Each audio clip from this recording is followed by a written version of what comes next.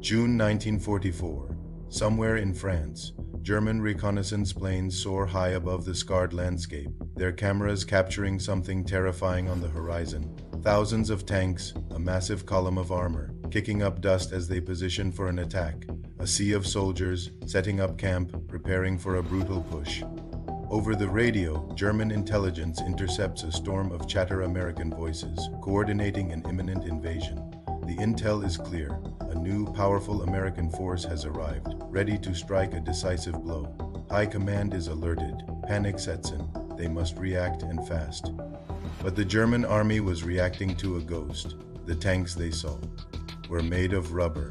The soldiers were just a handful of men. The radio chatter. A performance. This army was a grand illusion, a theatrical production staged on the battlefield. And the masterminds behind it? They weren't soldiers, they were artists. This phantom force was born from a critical problem facing the Allies after the Normandy landings. D-Day was a success, but the war was far from over. The German high command, including Hitler himself, was convinced another major invasion was coming, likely at Pas-de-Calais. The Allies knew they could use this paranoia. They needed a way to divert German attention, to pull enemy divisions away from real strategic targets, and to do it without sacrificing thousands more lives. They needed a way to control what the enemy saw, what they heard, and what they believed. The stakes were astronomical. Every miscalculation could lead to a massacre. The question hanging in the air of every Allied war room was a revolutionary one. What if you could win battles without firing a single shot?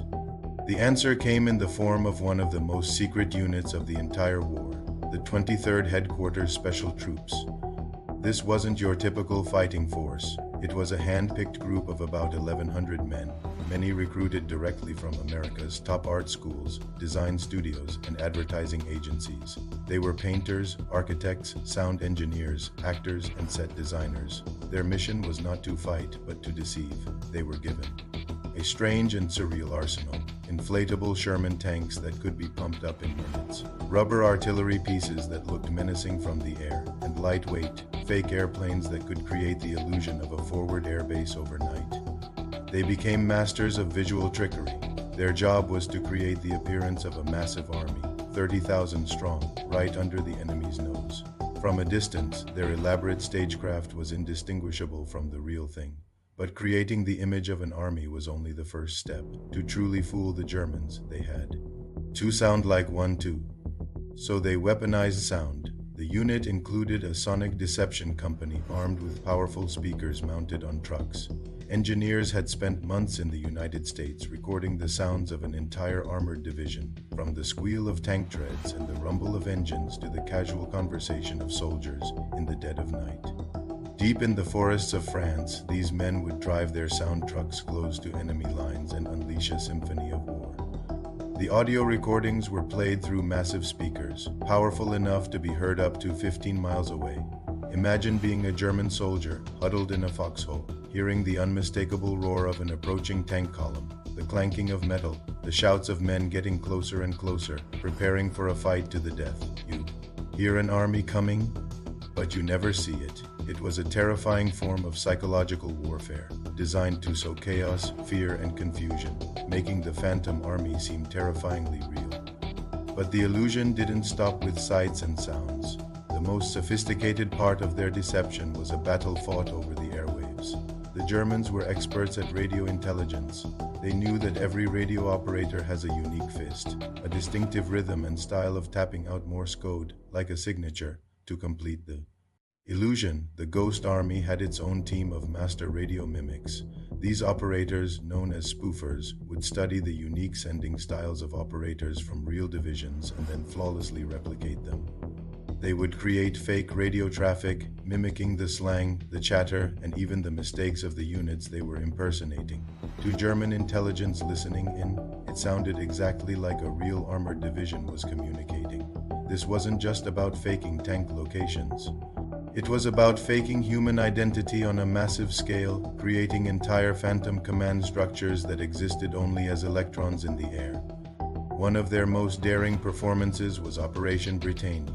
The mission was to convince the Germans that a large American force was gathering to besiege the port of Brest, tying up thousands of German troops while the real American division secretly moved east toward Germany.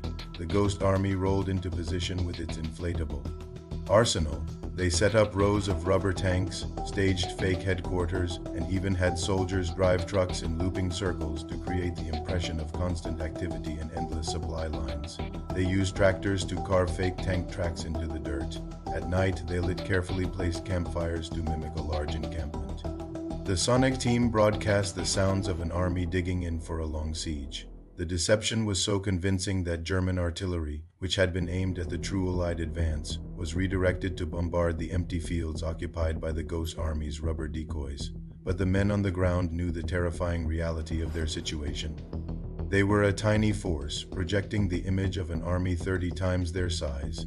They knew that if the Germans didn't fall for the trick, if they decided to send a patrol to investigate, they were dead. The risk these men faced every single day was immense. They operated on the front lines, often just a mile or two from the enemy, sometimes even closer. They were armed with little more than rifles and a few machine guns, completely incapable of defending themselves against a real armored assault. Their only weapon was the bluff. Their survival depended on their performance. Think of the nerve it took for a 20-year-old art student from Philadelphia to sit in a foxhole, watching real German panzers roll by just a few hundred yards away, knowing his only defense was a field of inflatable toys and a loudspeaker playing a recording. You can imagine the fear, the shaking hands trying to light a cigarette in the dark, the constant strain of living a lie where a single mistake could get everyone killed. They had to act the part, even convincing friendly French villagers that they were a real combat unit to prevent the truth from leaking out. So why did it work so? Well, the Ghost Army exploited a powerful psychological principle, confirmation bias.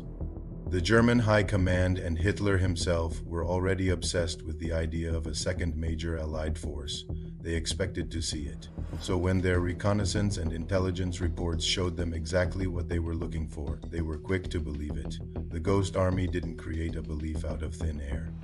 They fed the enemy's existing paranoia.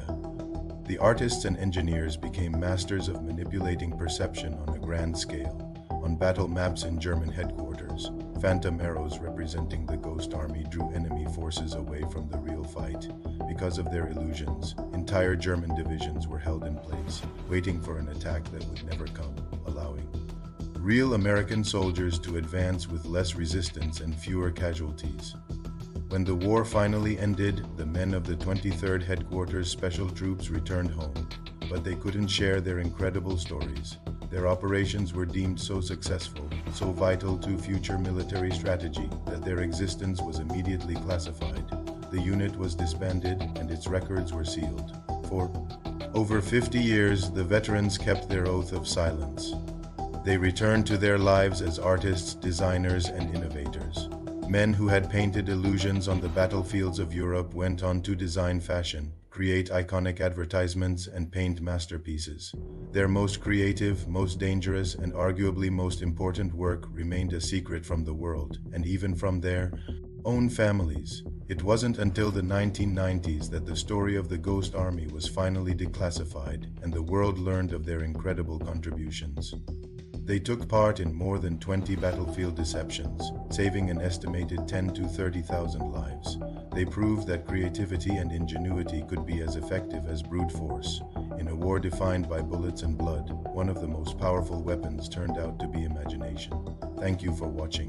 If you found this story as incredible as I did, make sure to like, subscribe, and hit the notification bell for more hidden histories.